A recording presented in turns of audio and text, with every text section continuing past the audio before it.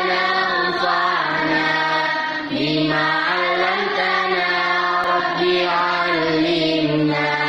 الذي ينفعنا رب فقهنا وفقه أهلنا وقرابتنا